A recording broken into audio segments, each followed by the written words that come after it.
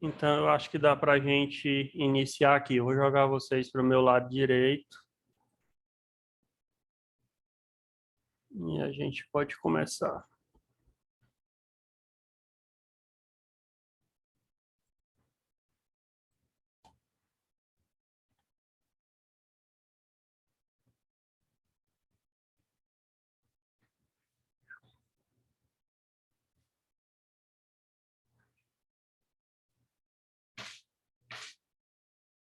Só não, tem água aqui.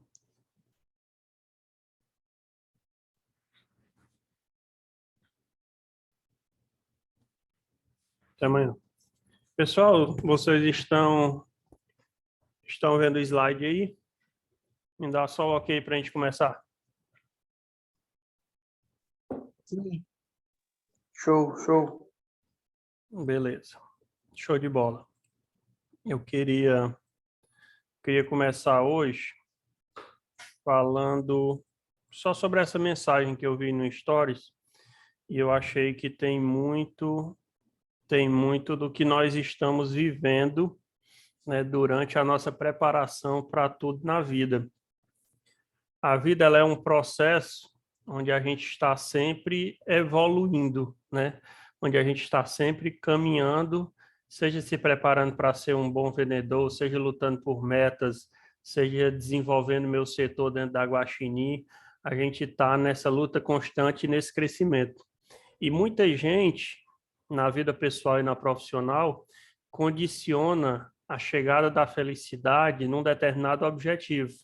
Ou seja, eu vou ser feliz quando eu me tornar o principal vendedor da Guaxinim, né? Eu vou ser o top. Enquanto isso, eu não vai chegar esse momento para mim. Eu vou ser feliz apenas quando eu conseguir me formar. Esse vai ser o meu momento de felicidade. Quando na verdade a felicidade está no caminho, né? A gente tem que encarar o nosso dia a dia, essa jornada de aprendizado, essa jornada de trabalho, como algo prazeroso, algo que realmente, né, a gente gosta de fazer. E eu gostaria de compartilhar, né? Acho que a maioria de vocês sabem que eu sou de Mombasa e eu comecei trabalhando, né? Eu trabalhei no Eduardo. Eu trabalhei primeiro no Pedro Cícero, que era um senhor que tinha uma funerária, passei lá um mês só, limpei alguns caixões, né? Depois fui trabalhar com o Luciano Galego, no depósito de material de construção. Depois fui para um posto de gasolina, trabalhei como frentista até gerente. Depois fui trabalhar na Citicar, do Zé Antônio, para depois chegar na Jaguar Autopeças, que era a antiga Guaxinim. E o que é que tem de comum em todos os locais que eu passei?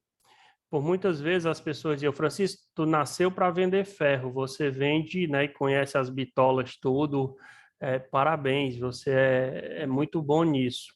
Aí eu fui trabalhar com posto de gasolina e cuidando de tudo lá, diziam: pô, cara, tu é muito desenrolado para isso.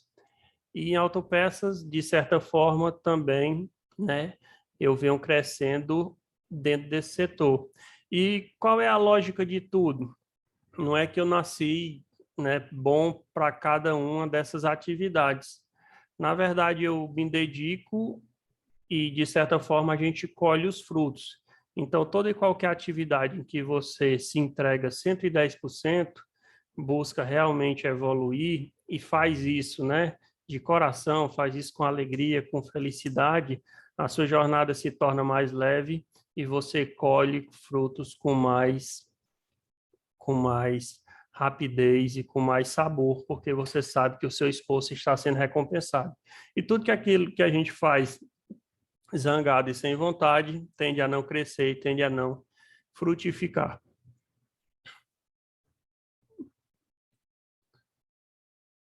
Muito bem. Beleza. Vamos mudar o nosso slide aqui, que eu queria só compartilhar que a felicidade está na jornada e não na chegada.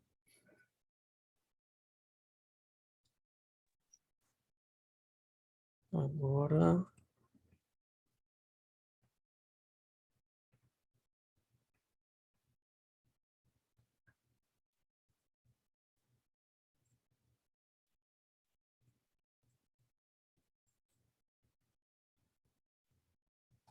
Todo mundo com o nosso slide na vista, não é isso?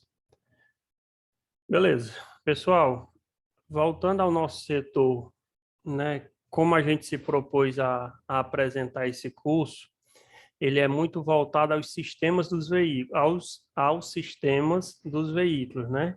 E a gente já navegou e já passou por alguns deles, já passamos por Francisco, direção. Oi. na tua apresentação de slide, está mostrando o slide atual e o próximo. Tem como colocar só um, né?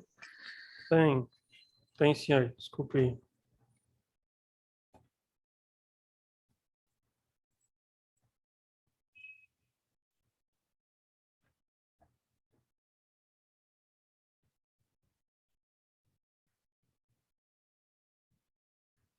Olha aí se foi, por favor.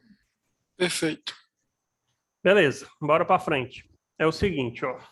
A gente falou sobre alguns sistemas e agora a gente está avançando.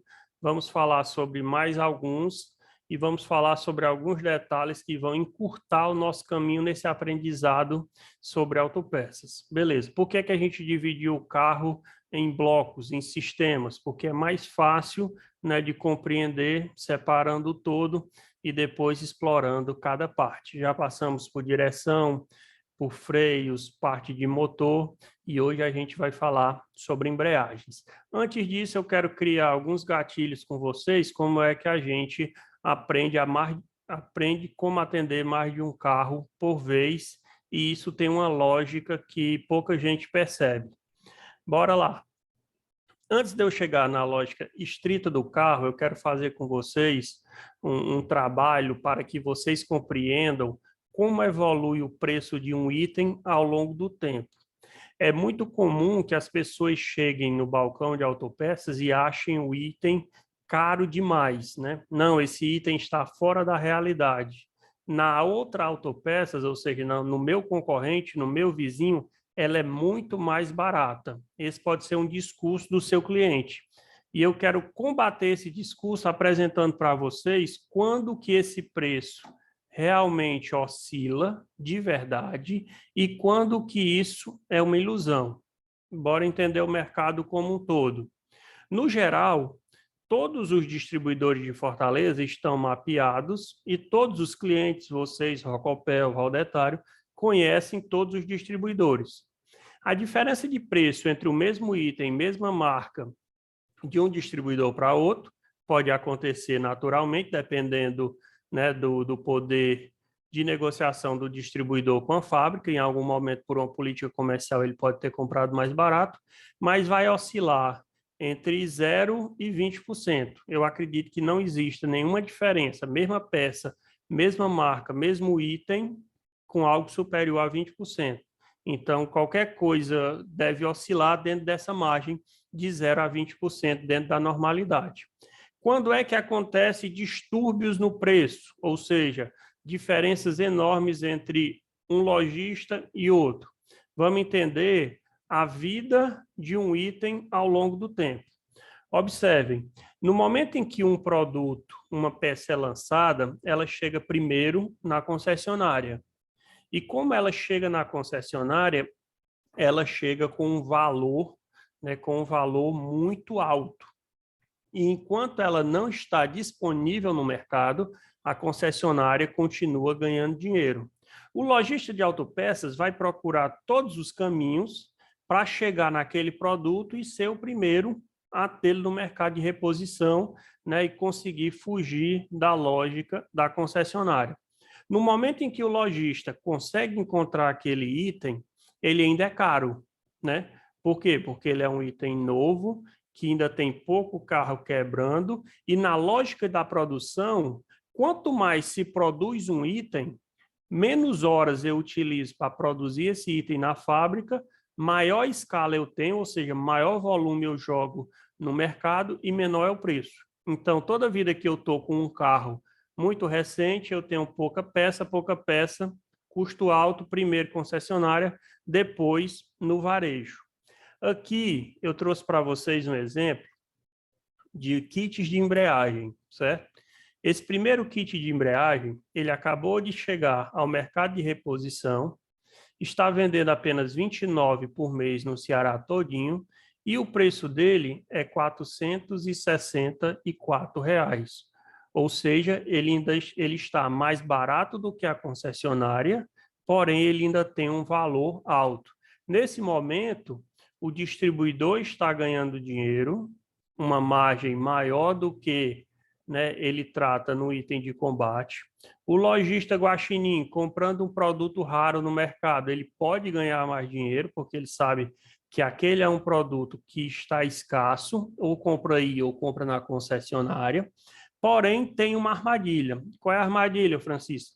No momento em que 2 ou 3 fábricas, suponha que esse item seja TRW, no momento que VMI e Nakata entrarem no mercado com esse mesmo produto, esse preço aqui cai vertiginosamente. Ou seja, toda vida que eu for fazer estoque de um item que acaba de chegar no mercado, eu tenho que ser muito cauteloso, porque se eu trouxer muito estoque para dentro de casa, esse item pode oscilar e muito com um preço menor e eu já não vou conseguir, né, vender pelo preço que eu adquiri mais a margem que eu trabalho. Eu vou ter que comprar mais itens, baixar meu preço médio para eu chegar num valor saudável. Beleza. Por que é que a fábrica vende mais caro? Porque ela teve mais trabalho para produzir e ela tem menos carros para consumir. Qual é a lógica da produção de uma peça? Você tem um maquinário e você precisa de uma forma, né? Eu paro minha máquina, coloco uma forma, essa forma vai prensar uma chapa e fazer um cárter. Prensar uma chapa e fazer um cárter. Nesse movimento, se eu tiver 2.000 cárter para estampar, o que é que está acontecendo? Minha máquina não para de estampar cárter, né? Eu não parei em momento nenhum para trocar a forma e eu estou ganhando mais cárter por hora de produção. Quando eu tenho que produzir o cárter de um veículo que acabou de ser lançado, eu só posso produzir pouco, porque tem pouco no mercado. Eu paro a máquina, troco o molde, paro a máquina, ajusto o molde. Então, por isso que o item na fábrica se torna mais caro. Item 2 do nosso cenário. Eu tenho um kit de embreagem que vende 215 no Ceará, por exemplo, do Corsa e Celta. E esse kit, suponha que ele tenha as mesmas peças, o mesmo peso e os mesmos componentes do primeiro, ele já é vendido por R$ 198. Qual é a lógica, Francisco? Fábrica produzindo muito, muitos competidores no mercado, muitos distribuidores no mercado, nivela o preço. Tem como esse item de 198 custar 130 no Valdetário? Não, mesma marca, mesmo produto. Tem como na Rocopel vender ele por R$ 140? Não, não tem. Vão investigar que tem algo estranho. Por quê? Porque é um item que já está consolidado, ele já tem as suas médias consolidadas no mercado. Beleza. E o que é que acontece com o produto que está em fim da sua vida? Por exemplo, o kit de embreagem do Corcel CHT. Carro velho, dono com pouco dinheiro, eu tenho que vender um item barato, né? Seria sim se eu não tivesse a lógica da produção. Eu vou ter a mesma dificuldade na fábrica para produzir um item novo como para produzir um item raro. Para a máquina, troca molde, ajusta a máquina, ajusta molde para poder construir ou estampar peças para o Corcel. Então, quando eu baixo a demanda no final da vida de um produto, eu tenho que subir o preço. Por isso que o kit de embreagem de um Corcel é mais caro do que o kit de embreagem do Celta. Todo mundo acompanhou a lógica do preço? Ninguém engana mais vocês quando chegar, né, negociando preço no seu balcão. Beleza. O que é que eu quero encurtar o aprendizado de vocês e dar um bizu extremamente interessante? Observe, esse rapaz aí, ele está dirigindo praticamente um chassi de um veículo, né? Tem um volante, tem uns pedais, tem tudo que se precisa, né, para mover essa estrutura.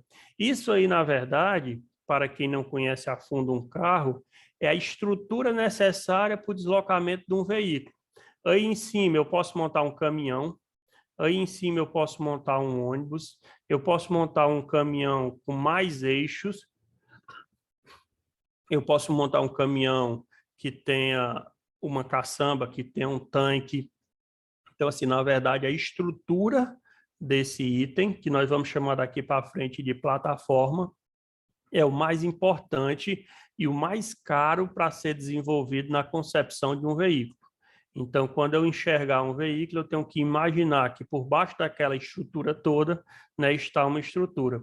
Francisco, um exemplo de estrutura, né? A gente tem, por exemplo, um Gol quadrado que dava para fazer uma Saveiro quadrada recortando ali apenas o final. A gente tinha o Chevy e o Chevette, onde nada mais mudava do que o recorte na carroceria, né, e alguns ajustes no peso da mola. Então, toda vida que a gente imaginar a plataforma, a gente está entendendo essa estrutura que vem se desenvolvendo e avançando numa velocidade que a gente precisa estar antenado.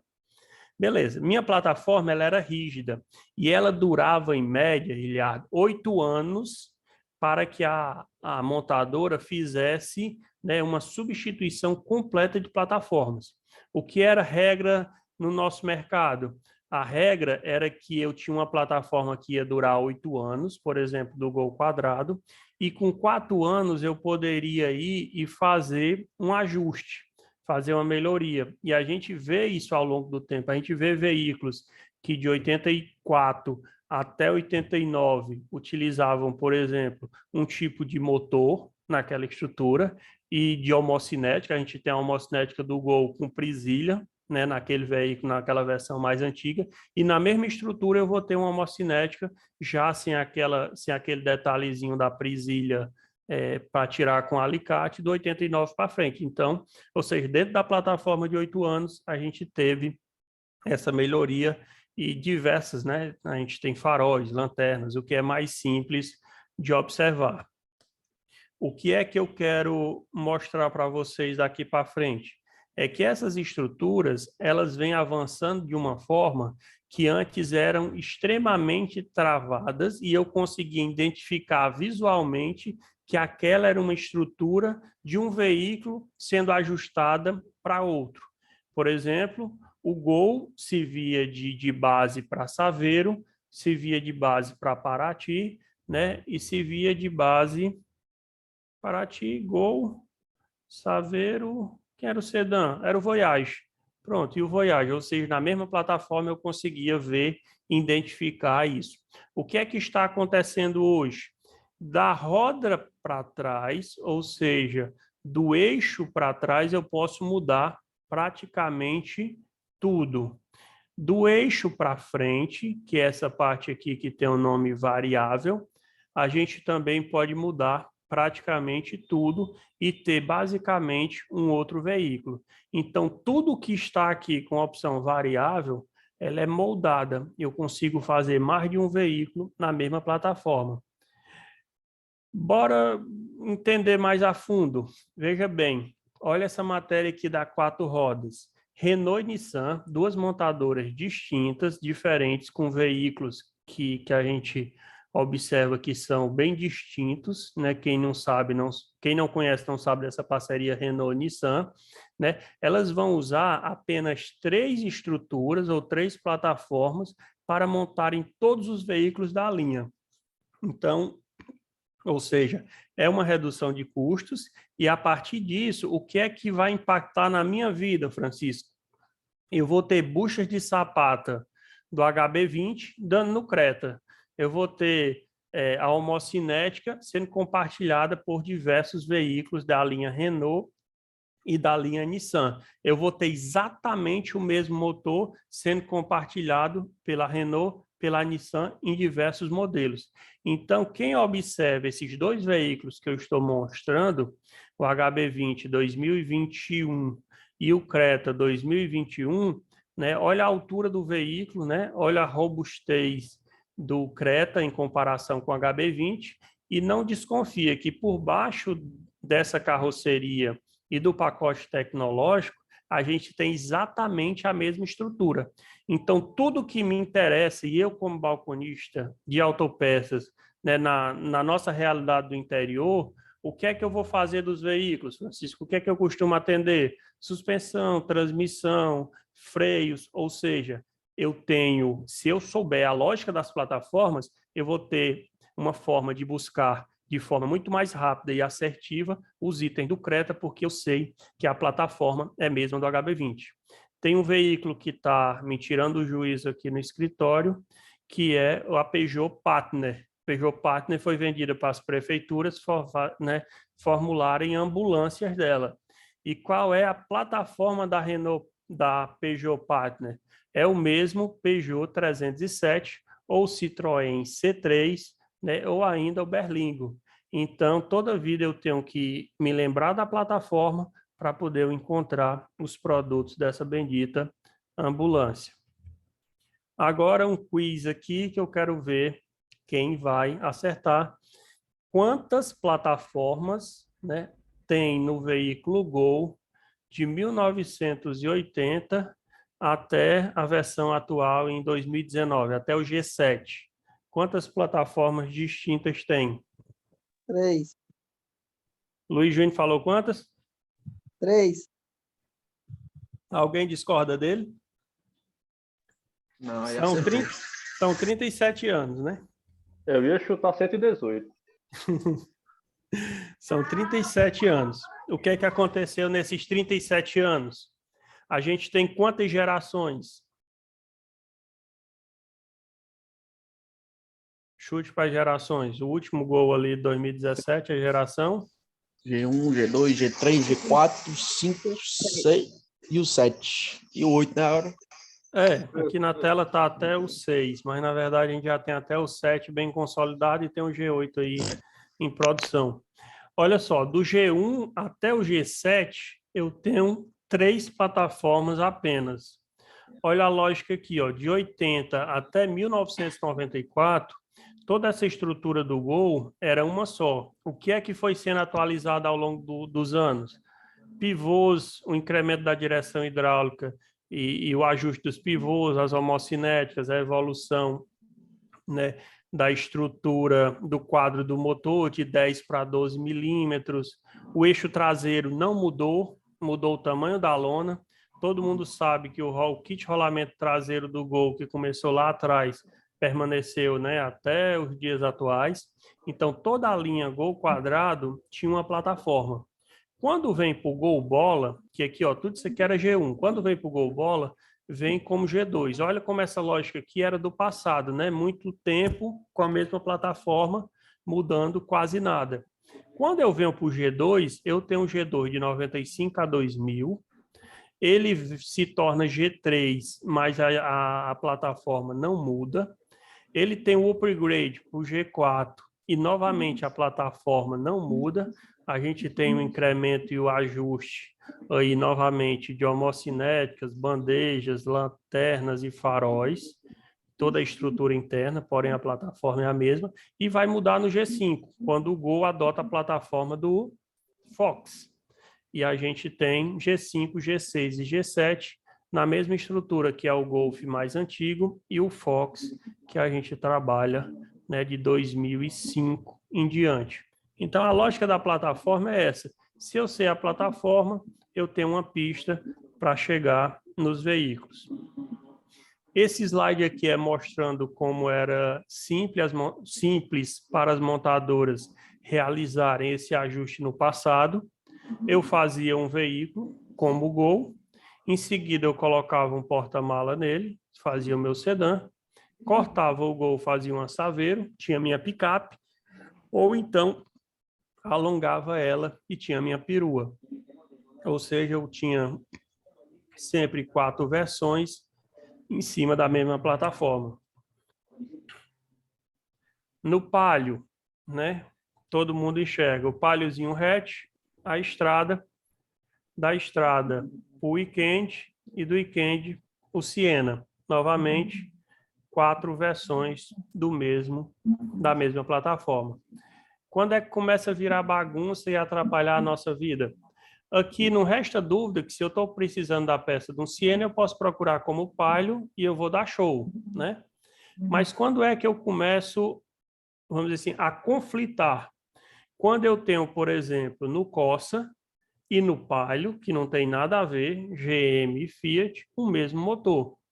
O Corsa sai com motor 1.8, produzido pela GM e ele é compartilhado pela Fiat. Então, eu tenho um Fiat que, se eu for fazer o motor dele, Jardim, eu vou ter que procurar todo ele no Corsa, do jogo de junta às bronzinas. Então, de certa forma, essa mistura de motores termina, né, mexendo com a minha forma de procurar a peça.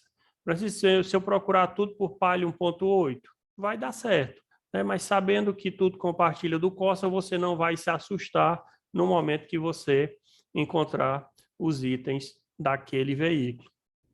Olha só, onde é que a gente tem casos no passado?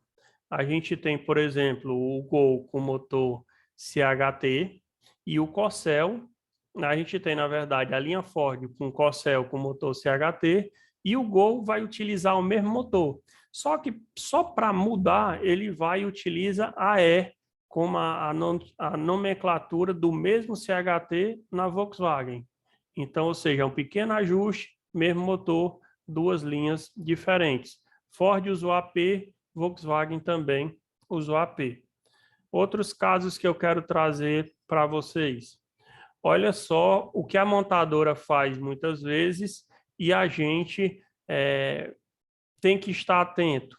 Esse primeiro caso é um Celta. Ele foi vendido no Brasil como Celta e a Suzuki, também não tem relação com a GM, vendeu ele fora do país como Suzuki Fan. Não tem nenhuma implicação com a gente, porque esse Suzuki não foi vendido aqui. De toda forma, é exatamente o Celta que a gente tem no Brasil. Francisco, e dentro da nossa realidade, a gente tem a Tracker e a Suzuki Gran Vitara. Então, eu tenho exatamente o mesmo carro e só o que muda é esse emblemazinho que está aqui na grade. Nem por dentro eles tiveram o trabalho de melhorar ou de ajustar de uma marca para outra. Então, é exatamente o mesmo produto, Suzuki Vitara e Tracker da GM.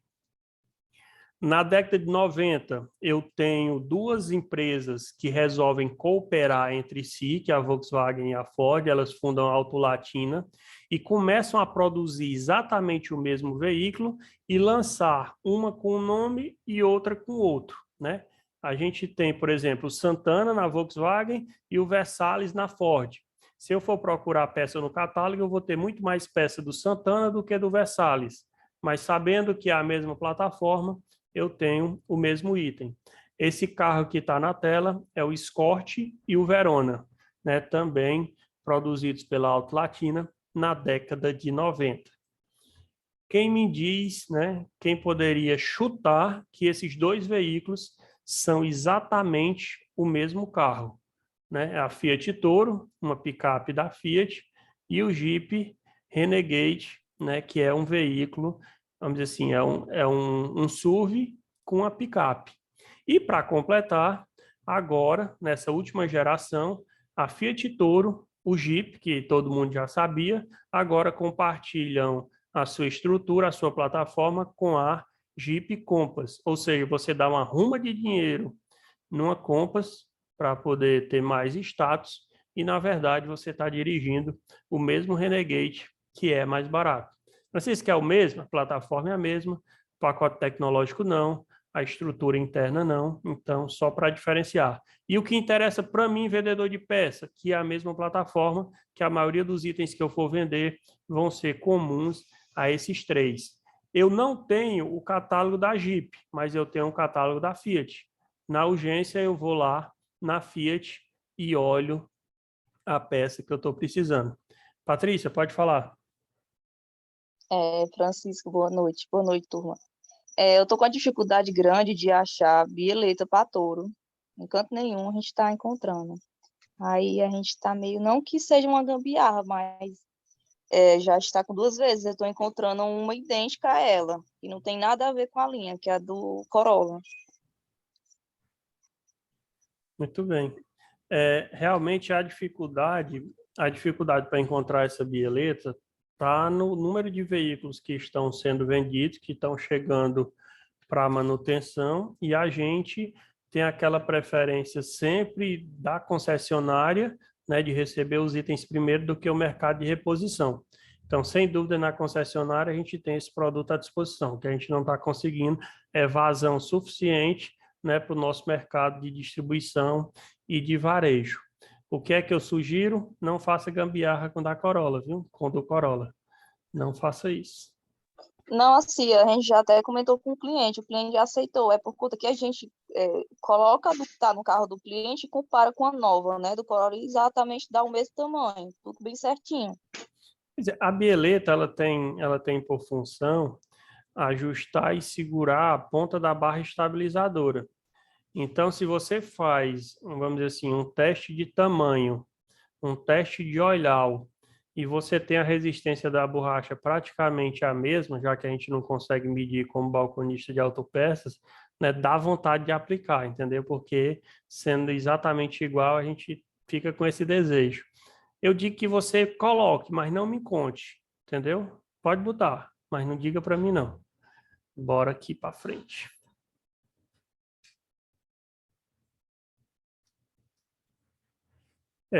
Francisco, e quando misturam gerações? Aí, quer saber um caso confuso? A Tucson, certo? E a Sportage, elas têm a mesma plataforma. Qual é o problema? É que a primeira geração da Tucson com a segunda da Sportage. Ou seja, não adianta eu encontrar a peça da Sportage que vai desencontrar o ano com a peça da Tucson. E a Tucson, da segunda geração, é exatamente a mesma plataforma do X35. Onde é que isso aí me ajudou? No kit do amortecedor. Eu não tinha para vender da Tucson, eu tinha do X35, não contei pipoca, mandei, deu super certo. Último slide da nossa abordagem. Essas três empresas, elas se uniram no estado de Minas Gerais para produzirem vans e se tornarem mais competitivas. Então, a plataforma da Ducato, que é da Fiat, da Peugeot Box, da Citroën Jumper e da Renault Master são exatamente a mesma e produzidas no mesmo local. O que mudam, como vocês estão vendo, faróis, estruturas, né, a parte interna, mas elas compartilham desde a Multijet, que é em 2013, elas compartilham a mesma estrutura. Então, dificuldade para encontrar peças dessas vans, tem essa dica para vocês, né, se atentarem e observarem se não é o mesmo item no veículo que vocês detêm em casa. O que é que eu sei que muda? Coxinha do amortecedor. Por que que muda nessas vans? Porque como a estrutura dela, a carroceria, é diferente, precisou de ajustes para fixar, né, a estrutura do chassi na estrutura da carroceria. Então, uma das grandes dificuldades do mercado é na Renault Master eu conseguir o coxinho do amortecedor dela. Todo mundo voltou para mim aqui?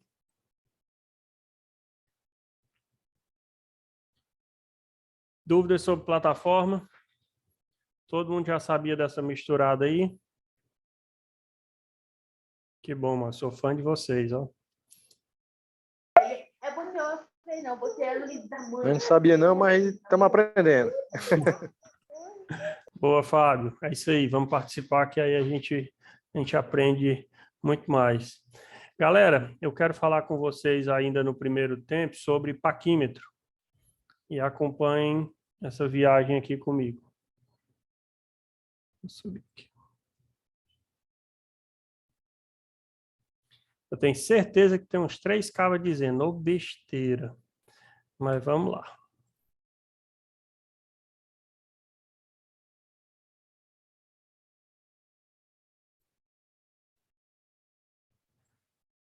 Paquímetro. O que é paquímetro, pessoal? Paquímetro nada mais é do que uma régua, que a gente está habituado desde o colégio a trabalhar com elas, e tudo que o paquímetro vai fazer é me ajudar a encontrar a medida mais exata possível.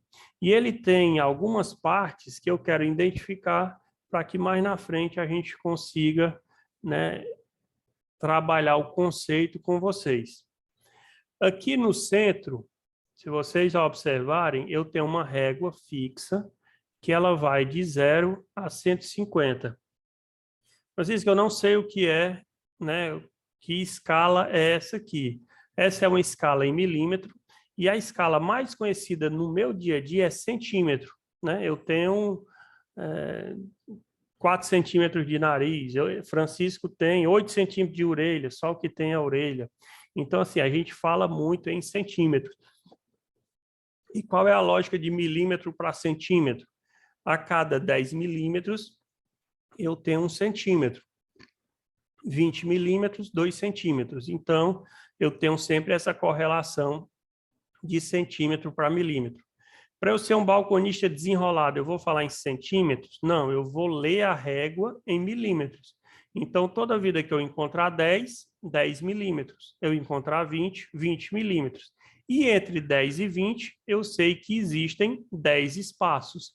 Então, é por isso que depois do 10 eu tenho exatamente 10 espaços, 10 tracinhos, que vai ser 11, 12, 13. Quando chegar no 15, eu tenho um tracinho maior para marcar aqui o centro, e é assim que eu vou fazer a leitura na minha barra inferior. Na barra superior, eu também começo aqui, ó, eu tenho um 0, vou avançando, chego no 1, chego no 2. Que escala é essa, Francisco, na parte superior? São as polegadas. Enquanto que na parte de baixo eu vou até 150 milímetros, na parte superior eu vou até 6 polegadas. Como a gente está aprendendo, no Brasil a gente utiliza o milímetros, nos Estados Unidos o pessoal utiliza mais a base das polegadas, eu vou me concentrar com vocês na escala inferior. Beleza. E como é que eu sei que é 10, 20? Essa parte inferior do paquímetro, ela é uma parte móvel. Eu posso mover ela para frente e para trás, fazendo uma abertura no meu paquímetro. Nesse instante, eu abri meu paquímetro nessa distância. Então, qualquer coisa que eu encaixar aqui dentro, que o encaixe seja perfeito, eu vou ter como fazer a medida. Eu vou sempre olhar para o 0 e buscar com que parte da régua fixa ele está alinhado. Então, aqui ele está o 0 alinhado com o tracinho do centro entre 10 e 20, que é o 15. Então, eu já aprendi a minha parte fixa, aprendi que essa minha parte aqui é móvel. Eu observo que no alto eu tenho 2 orelhinhas, orelhinha 1 e orelhinha 2. Essas orelhinhas vocês vão ver como eu utilizo para medir. E eu tenho também aqui uma espécie de rabinho, eu tenho aqui uma lingueta que ela vai avançando de acordo com a abertura do meu paquímetro. Então, até agora, é só conhecendo a estrutura do meu paquímetro. E por que é algo importante que muitas vezes a gente, vamos dizer assim, despreza o conhecimento?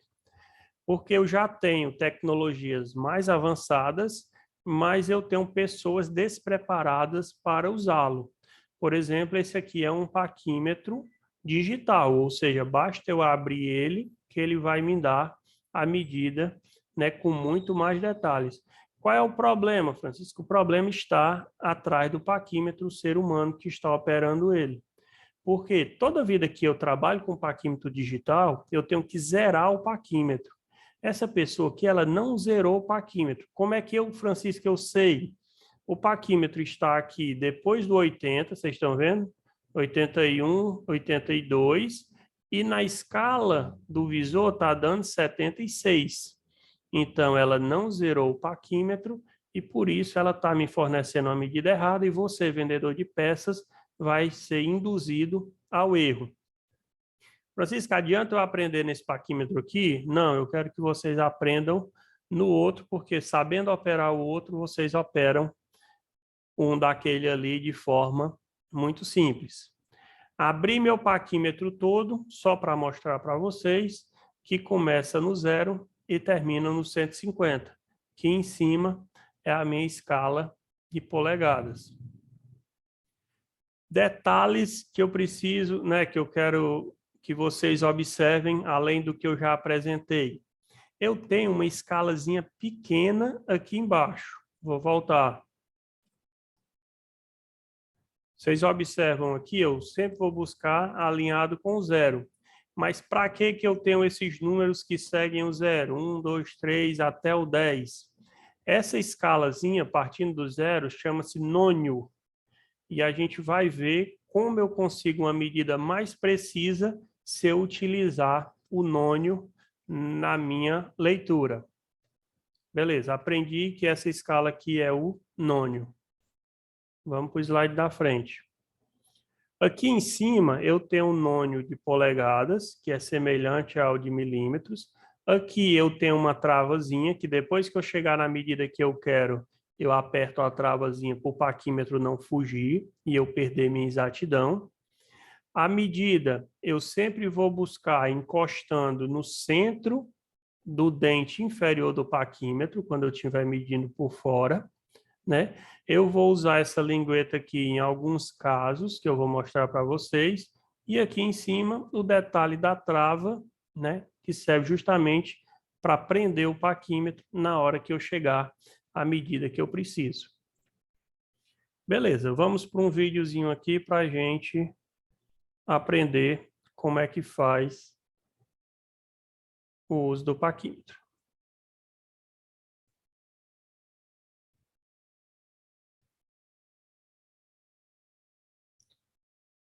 Abri o paquímetro, posicionei entre a área que eu quero medir e vou fechá-lo.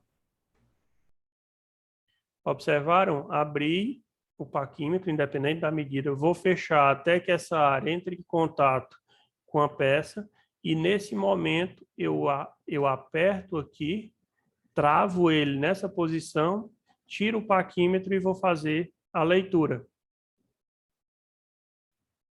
Forma 2 de medir.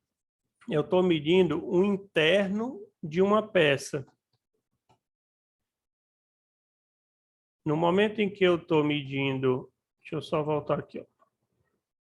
No momento que eu estou medindo uma peça interna, eu não conseguiria obter isso, né, utilizando a parte frontal, porque essa medida é interna. Então, para isso, eu utilizo as orelhas do paquímetro para poder fazer essa medida.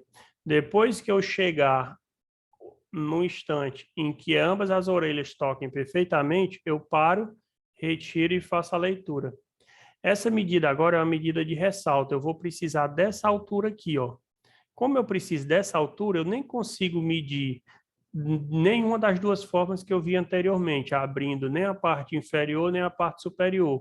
Eu vou utilizar agora a parte frontal do paquímetro. Olha como é que eu faço uma medida de ressalto.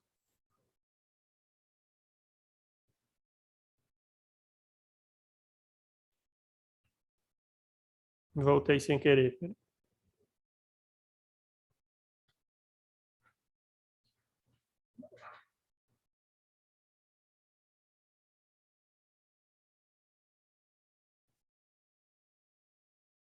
Vira aí a de ressalto. Eu utilizo a parte frontal do meu paquímetro. Agora é uma medida de profundidade, ou seja, eu não conseguiria pegar de outra forma, a não ser abrindo o paquímetro e ela descendo, né, até o fundo da minha medida.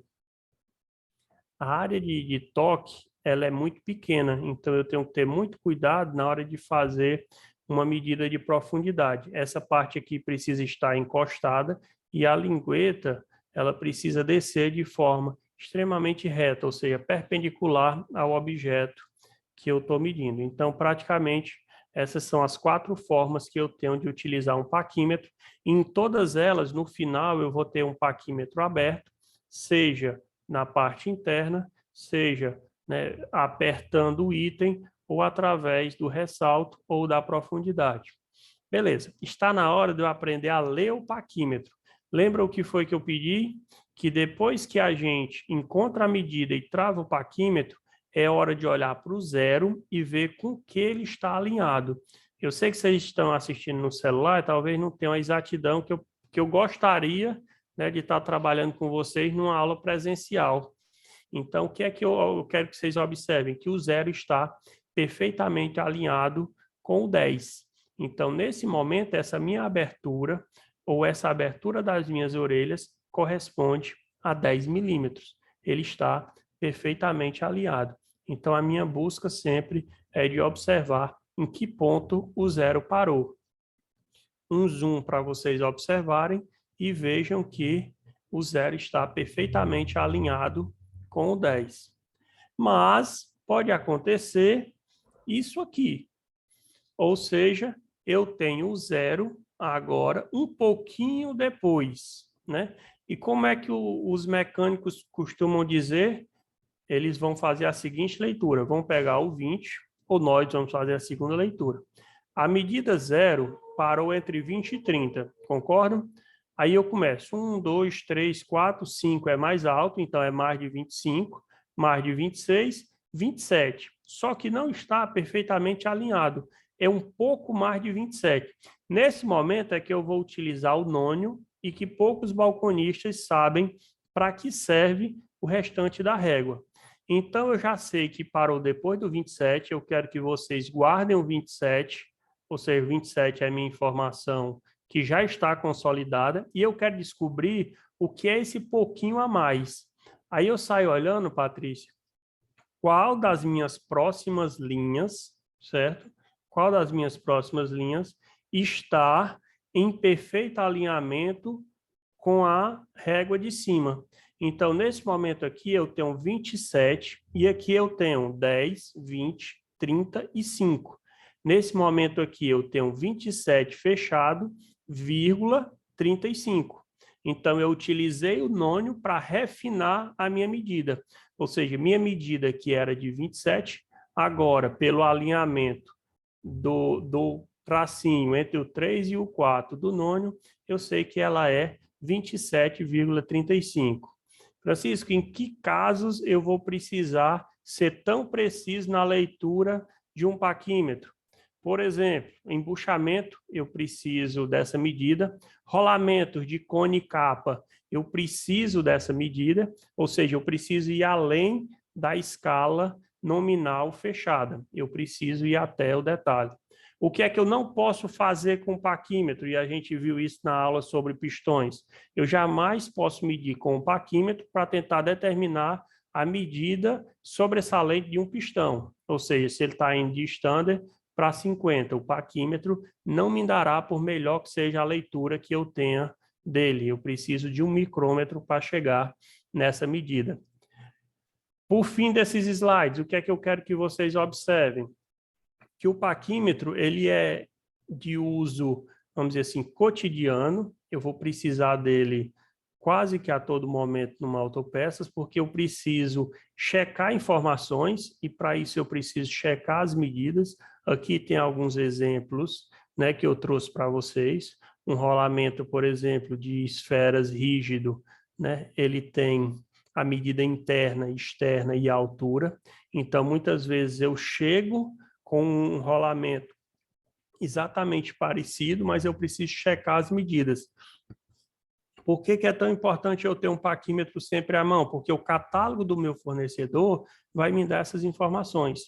E com o paquímetro eu checo e consigo confirmar se eu estou fazendo uma venda assertiva. Muito comum de utilizar na parte elétrica do veículo, induzidos, estatores, rotores. A gente precisa checar esses diâmetros, e o diâmetro sempre é a distância maior, né, do círculo, ou seja, da parte central desse induzido, o diâmetro é a distância maior entre esses dois pontos. Aqui eu também tenho distância de coletor, eu tenho diâmetro de eixo e eu tenho o comprimento total do eixo. Todas essas medidas o meu fornecedor, o meu catálogo me dispõe e eu preciso checar no momento em que eu estou no balcão. Então, em resumo, o paquímetro é uma peça fundamental no meu dia a dia. Eu não posso subestimar a sua utilização. A medida precisa, ajuda a ser assertivo na venda, e eu vou ter determinados itens que eu só vou conseguir medir se eu tiver precisão, eu só vou conseguir vender se eu tiver precisão na medida.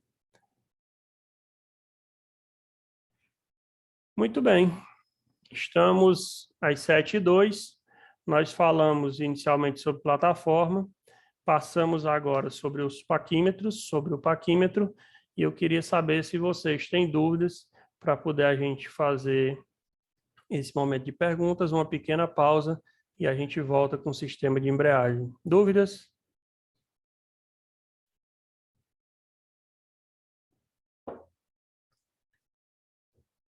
Show de bola. 5 minutos, nada mais, eu já volto.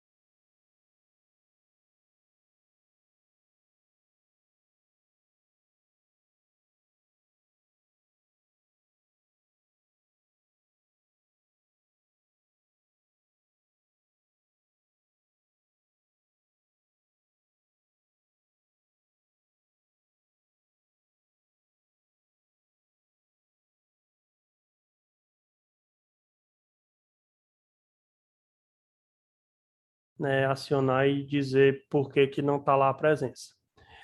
Nós estamos prontos para retornar. Antes disso, eu queria apresentar para vocês uma participação especial na nossa aula de hoje. Ângelo, que está aqui no chat conosco, é técnico da SACS, da ZF, né? Esteve comigo aqui em Fortaleza recentemente. Eu fiz o convite, fiquei muito feliz quando ele aceitou participar desse momento conosco. E eu gostaria de apresentá-los ao Ângelo. Ângelo, essa turma, ela vem da Autopeças Guaxinim, que é um parceiro nosso no interior do estado, né? Já somos uma turma de 50 alunos, estamos no 5º módulo, né? Já aconteceram outros 4 encontros. A gente vem trabalhando os sistemas do veículo e a arte da venda de autopeças, né? Falando também, além da lógica do conhecimento empírico, né, dos itens que compõem o veículo, a gente precisa muito nessa formação a questão do profissionalismo, da ética, da conduta. A gente tenta trabalhar também, facilitar os canais que cada um desses alunos vai precisar acessar para chegar à informação. Então, esse conteúdo aqui ele é muito voltado para o dia a dia do balconista. Então, como eu compartilhei anteriormente, a gente tem muito conteúdo técnico voltado para o mecânico e a gente termina, vamos dizer assim, absorvendo o mecânico que não está tão qualificado para falar sobre peça. Então, muitas vezes ele deseja o item, mas ele não sabe se expressar, ele não sabe filtrar, e esse filtro termina acontecendo no balcão, né? Seja através da sugestão de um item correto, seja até no complemento do que o cliente precisa que o mecânico não sugeriu. Então, a gente está tentando adquirir conhecimento para fazer essa consultoria no balcão e também para nivelar o nível de conhecimentos, ou buscar atingir o nível de conhecimento para que a comunicação entre o balcão e o mecânico se dê, né, ocorra num nível de comunicação aceitável para ambos, porque no nosso balcão vem muito aquele mecânico arrogante que sabe muito, né, e termina despejando muita coisa sobre o balconista. E o que é que a gente consegue no momento em que a gente está qualificado? A gente consegue uma segurança para argumentar e contra-argumentar e chegar no melhor para o nosso cliente, que nem sempre, né, é aquele diagnóstico frio e às vezes não tão preciso de quem está trabalhando na reparação. Então, a gente está tentando se capacitar para isso, para nivelar essa comunicação. Esse é o nosso desejo. Então, muito obrigado por participar conosco. Eu gostaria de que você mantivesse aí o microfone aberto e também fica aberto a quem desejar perguntar durante a apresentação. Então, qualquer momento que surgir uma dúvida aí, né, pode ir puxando. A gente tem um roteiro aqui que a gente sempre tenta, Ângelo, ir do simples, como a gente apresentou um paquímetro até agora há pouco, e a gente tenta explorar e até alguns detalhes mais técnicos, já que a gente tem na sala também quem já está trabalhando, quem já está na lida ali do dia a dia. A gente sempre pede a compreensão de quem já é habilidoso, né, que permita-se reciclar algumas coisas e nivelar com a turma que está começando. Então, a gente vai falar sobre embreagem agora, né? Então, a gente vai puxando aqui e a qualquer momento a gente vai fazendo esse bate-papo, construindo o conhecimento. Tá joia. Conta com a gente e obrigado pelo convite, né? E parabéns pela iniciativa, né? Para você e os parceiros aí, a Bezerra Oliveira, e parabéns para quem está participando, porque assim, já que hoje a tecnologia permite esse acesso ao conhecimento, né, esse compartilhamento à distância, vamos aproveitar que o grande desafio da gente nesse momento é conseguir se atualizar, porque a gente já está num período de grandes mudanças e muito mais estarão por vir. Então, essa iniciativa de ambas as partes, né, tanto de Francisco, que está fomentando isso junto com a Bezerra, e de vocês que estão participando, estão todos de parabéns. Eu vou ficar por aqui na escuta e com o microfone aberto para participar no momento que for oportuno. Beleza, combinado. Obrigado.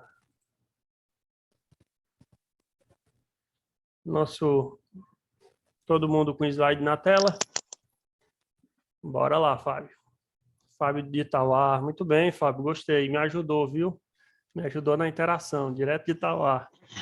Bora lá. Seguinte, mais um sistema está surgindo na nossa tela, né? Já passamos por alguns e vamos chegar hoje no sistema de embreagem que tanto nos cativa e que tanto tem evoluído ao longo dos anos.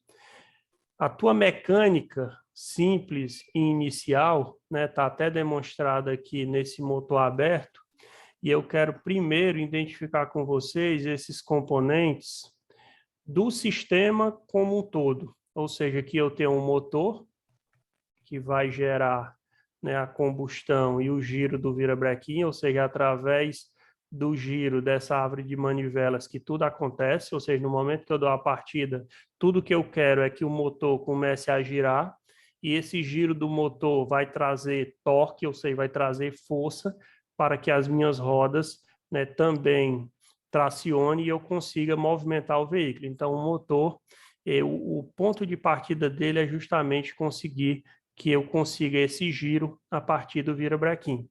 E a partir do momento em que o motor funciona, todo o restante trabalha com essa tração, com esse torque gerado, para que eu tenha o movimento das rodas, para que eu tenha conforto no veículo, para que eu tenha velocidade, e isso é o que a gente vai tentar entender. Então, aqui está o meu motor funcionando para isso, e aqui está o meu câmbio, onde eu vou fazer a seleção das marchas para começar devagarzinho e acelerando e aumentando a velocidade e trocando de marchas e conseguir desenvolver o trajeto ou a velocidade que eu desejo com o meu veículo. Para que o motor se comunique com o câmbio, eu preciso de um sistema, que é o sistema de embreagem, que vai facilitar esse torque do veículo, chegar no câmbio e conseguir a velocidade que eu preciso a partir de então. Então, o sistema que nós vamos estudar hoje é justamente o sistema de embreagem. Aqui eu dei um zoom para a gente observar ele um pouquinho mais de perto. Nós vamos detalhar as peças, mas aqui eu quero mostrar para vocês o final do motor, que é justamente o volante, pode ser considerado também um item do nosso sistema de embreagem. Esse aqui é o volante do motor. Preso ao volante, eu tenho um platô, e fazendo o sanduíche, ou seja, entre o platô e o volante, eu tenho um disco de embreagem, que é quem vai dar a liga, ou seja, quem vai fazer o atrito necessário para que o torque do motor chegue ao câmbio. Para ligar e desligar, ou seja, para acionar e desconectar, ou para conectar e desconectar, eu tenho esse sistema que nos carros mais antigos a gente puxava com o cabo, pisando na embreagem, e o cabo fazia esse trabalho, puxava o garfo, desacoplava a embreagem. Vamos ver isso, né, de uma forma bem mais detalhada. Aqui eu tenho um vídeo para vocês para entender a questão do giro do motor. Ou seja, o motor ele está girando e eu posso fazer com que esse giro, né, siga ou não adiante. Por exemplo, se eu for parar o veículo, eu preciso que o motor continue funcionando e a caixa de câmbio, né, pare de girar naquele momento, pare de tracionar naquele instante. Para isso que eu aciono a embreagem e eu corto esse fluxo de giro. O motor está girando, aciona a embreagem, o câmbio parou. Aqui eu tenho o motor, aqui eu tenho o câmbio. Ok, até aí interrompi o giro. E como eu não tenho mais o carro fazendo força para frente, agora eu posso começar a diminuir a velocidade, diminuir a tração e começar a parar o veículo. Quais são as funções de um sistema de embreagem? Transmitir 100% do torque do motor para a transmissão, acoplar e desacoplar o motor com a transmissão, garantir a rápida mudança de velocidade, ou seja, o que é que a gente observa assistindo um filme de um piloto de fuga, Velozes e Furiosos? Ele está trocando de marchas muito rápido, mas naquele momento ele está sincronizado com o pezão na embreagem. Ou seja, pisa na embreagem, troca de marcha, pisa na embreagem, troca de marcha. Ou seja, um bom sistema de embreagem faz com que essa mudança de velocidade, essa mudança de marcha, ocorra de forma suave.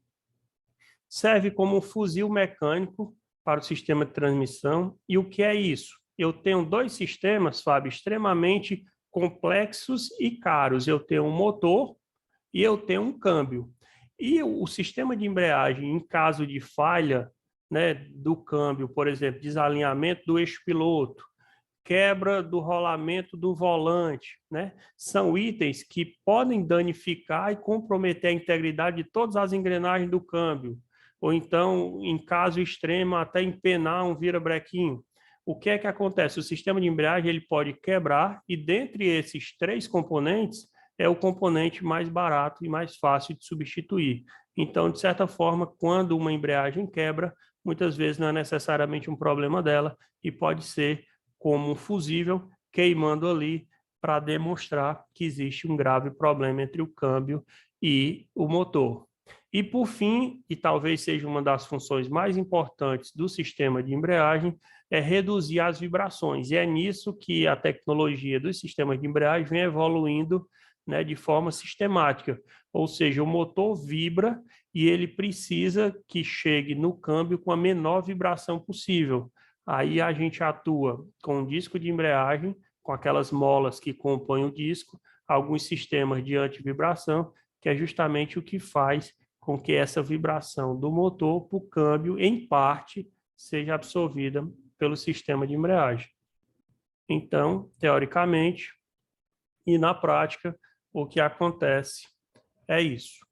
Aqui é um esquemazinho mostrando para vocês o motor em funcionamento e as vibrações, passa pelo sistema de embreagem e chega num nível de vibração muito menor ao sistema de câmbio. Ok até aí? Dúvidas? Perguntas? Boa. Vamos avançando. Que itens compõem um sistema de embreagem? Vamos conhecer fora, depois vamos conhecer eles trabalhando. Aqui eu tenho, de trás para frente, o volante do motor, que eu posso considerar como um item da embreagem ou como um item do motor. Ele é responsável, né, pelo acoplamento do platô, então ele é fixado no motor, no virabrequinho, através desses parafusos, e eu tenho nele também a furação para receber o meu platô de embreagem. Conectado ao volante, eu vou receber o disco. E olha que o disco ele tem essa pista circular, que ela é feita de um material extremamente abrasivo. Eu preciso que a minha embreagem não patine. Então, eu preciso que essa fita, esse material, ele cole no momento que eu pressionar no volante para engatar a marcha, para engatar o câmbio no motor, que ele tenha o atrito necessário para que não deslize. Então, quanto melhor a embreagem, melhor esse material de fricção. Ele vem no meu volante. Sobre ele, eu prendo o platô, e o platô tem a função de pressionar o disco, e no momento que eu pressiono, eu tenho um carro engatado via embreagem, e no momento que eu aciono o platô, eu desloco o disco e eu tenho a folga necessária para desacoplar o câmbio do motor. Para pressionar o platô, eu utilizo um rolamento de embreagem, que é esse rolamento que vocês estão vendo aqui nos veículos mais antigos, e nos veículos mais novos eu trabalho com atuador de embreagem. Francisco, é regra, antigo é rolamento, novo é atuador? Não é regra, cada montadora vai evoluindo seus projetos e a gente tem e vai navegar um pouco mais sobre esses dois componentes mais na frente. Mas, em resumo, eu preciso de um volante acoplado com um disco, preso com um platô, e para ele funcionar, um disco que pressione a sua membrana central. Vamos entender isso num videozinho? Olha só, está aqui o disco, está aqui o platô, está aqui o nosso rolamento. Não era um disco não, né? Ou não era um vídeo não, né, Grada? Era só uma foto, ó. Foi mal aí. Mas tem um vídeo lá na frente. Beleza. Trabalhando com peças de verdade, fugindo ali do diagrama, eu tenho aqui um kit da Sachs, platô, disco e rolamento. Lá no passado, eu enfrentei uma garantia que eu gostaria muito que vocês ficassem atentos. Eu tive um cliente que me reclamou que um dos componentes, no caso o disco, não estava dentro do kit, né? E abriu com isso uma reclamação. Acionada a fábrica, eles me deram uma informação que o Ângelo pode até confirmar. Eles me disseram, Francisco, todos os nossos kits são pesados após a produção, né? Após serem embalados. E isso garante, logicamente, que na falta do disco, que aquela caixa ali ia ser pega na inspeção. E a gente terminou tendo que fazer uma cortesia para aquele cliente, porque realmente aquela garantia ou aquela falta do produto estava dando improcedente. Então, Ângelo, é dessa forma que é feito o controle através do peso? Sim, houve de fato um período, Francisco, em que estavam surgindo esse tipo de reclamação e aí foi introduzido no final da linha da produção, no momento da embalagem, uma balança, né, que era setada, que era configurada de acordo com o kit que estava sendo montado naquela ocasião, entendeu? Legal, legal. E, Ajuda a tem um manter o detalhe controle. importante é o seguinte, outra coisa que ajuda muito também nessa identificação é que quando você abre a caixa, porque no varejo, que é para quem a gente está falando aí, né?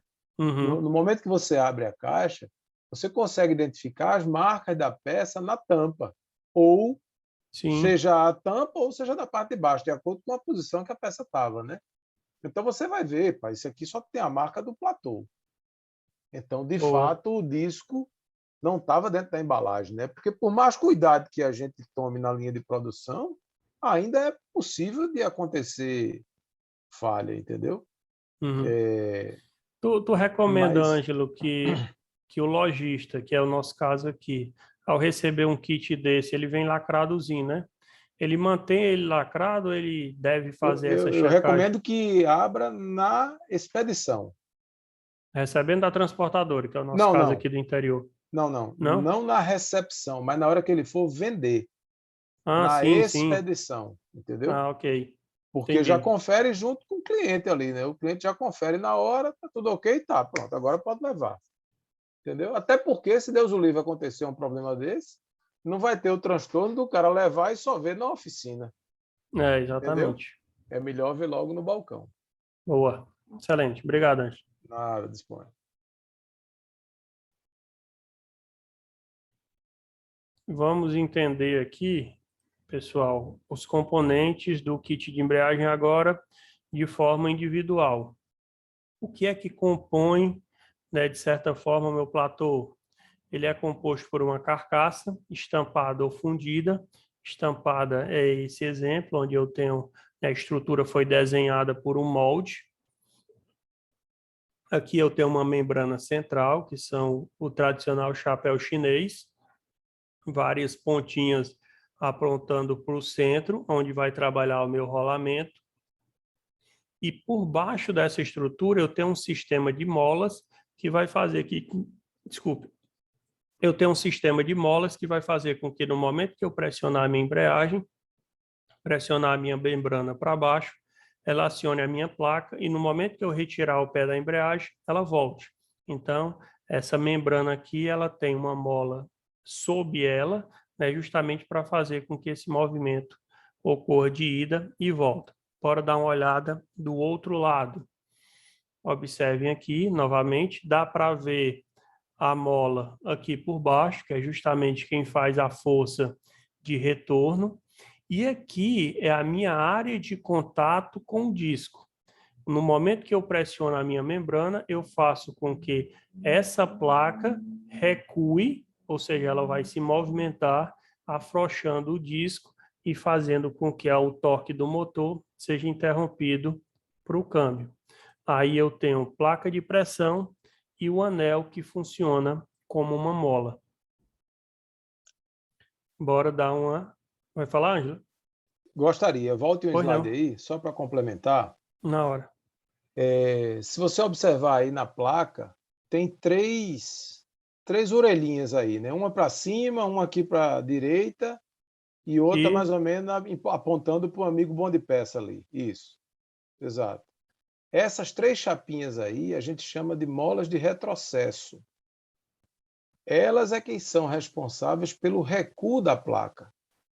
Entendeu? Ou seja, o que você falou em relação à mola membrana, tudo certo, o único complemento é que quem faz o recuo da placa são as molas de retrocesso. Então, quando um platô eventualmente leva uma queda, ou se levar uma queda, se acidentalmente a gente derruba a caixa dentro da loja, é importante abrir e verificar se essas três molinhas que a gente mostrou agora, se elas estão intactas, se elas não estão deformadas.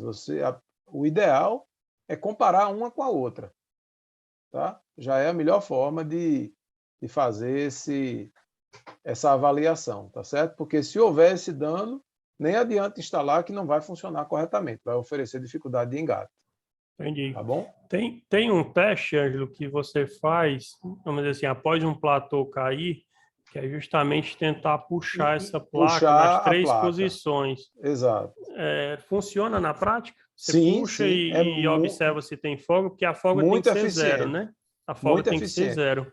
Na verdade, praticamente não existe folga, como você está dizendo, mas só que dependendo do modelo do platô, a gente consegue vencer um pouco mais a força dessa mola e outros são mais firmes, né? Por exemplo, platô maior, como o platô do kit 6561, que é 215 milímetros, né? Ele já tem uma pressão maior também. Mas se você pega um kitzinho de Peugeot 1.0, de Fire 1.0, aí você consegue vencer com mais facilidade a pressão dessas molas. E o verdade. ideal é, como você disse, sempre comparar a pressão entre elas. Se uma delas estiver muito mais flexível do que as outras, nem adianta entregar para o mecânico aplicar. Excelente, boa. Aqui, pessoal, a gente tem um disco, e bora dar uma olhada aqui no que compõe um disco. Eu tenho um revestimento de material aderente, justamente para gerar o atrito. Aqui no centro, eu tenho o fresado, que é justamente o que vai se conectar com o eixo piloto do câmbio. No dia a dia, esse fresado é importante para a gente saber o número de estrias e fazer a distinção de um kit para outro. E aqui eu tenho um pacote torsional, que é justamente o jogo, né, de molas, a parte onde vai trabalhar para corrigir a vibração vinda do motor e amenizar o que vai para o câmbio. Então, toda essa estrutura, o pacote torsional, tem essa função, que é justamente limitar ou diminuir essa vibração. O que é que eu gostaria de destacar aqui para vocês, bem no cantinho? Vocês estão vendo aqui esse item, isso aqui é um disco de embreagem, né? E o que é que ele tem de diferente, né, além do aspecto e do desenho, em relação a um disco tradicional que a gente encontra no nosso dia a dia? Ele tem o fresado, está mantido, ele tem a área de revestimento, só que não de forma circular, apenas em 3 partes, e ele não tem as molas, observaram? Ele não tem. Ou seja, todo esse trabalho aqui de suavização, ele está comprometido nesse disco. E para que é que esse disco existe? Para carros de arrancada. Então, carro de arrancada eu não estou minimamente preocupado, né, com a suavidade da embreagem. Eu quero, na verdade, é que essa aderência seja maior possível e que ele troque de marchas o mais rápido possível. Então, nesse caso, um disco de competição não tem as molas porque elas atrapalhariam o desempenho do meu veículo. Ok? Eu nunca vendi um discozão daquele. Aqui eu tenho o tradicional colar de embreagem ou rolamento de embreagem. Depois de um tempo ele perdeu esse apelidozão. E aqui tem 3 partes que eu quero destacar com vocês.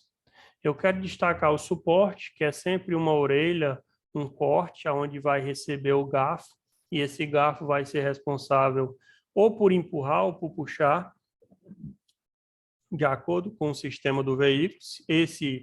Supondo que esse é para puxar, ele vai ter a orelhinha para eu puxar o rolamento, fazer esse movimento, se não, empurrar o rolamento. Para isso existe o suporte.